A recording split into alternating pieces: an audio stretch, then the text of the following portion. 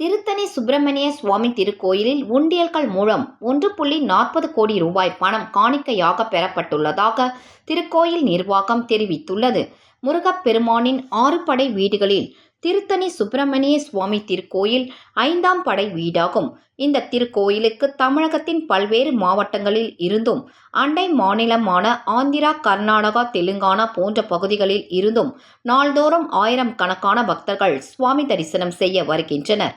அப்போது பக்தர்கள் உண்டியலில் பணம், நகை ஆகியவற்றை காணிக்கையாக செலுத்துகின்றனர். இவ்வாறு பக்தர்கள் உண்டியல்களில் செலுத்தும் காணிக்கை பொருட்கள் குறிப்பிட்ட கால இடைவெளியில் கணக்கிடப்படுகின்றன. அதன்படி இந்து சமய அறநிலைத்துறையிடம் திருக்கோயில் நிர்வாகம் அனுமதி பெற்று உண்டியல் காணிக்கை பொருட்களை கணக்கிடும் பணி கோயில் செயலர் அலுவலர் ரமணி, அருங்காவலர் சுரேஷ் பாபு ஆகியோர் மேற்பார்வையில் கோயில் வசந்த மண்டபத்தில் நேற்று நடைபெற்றது.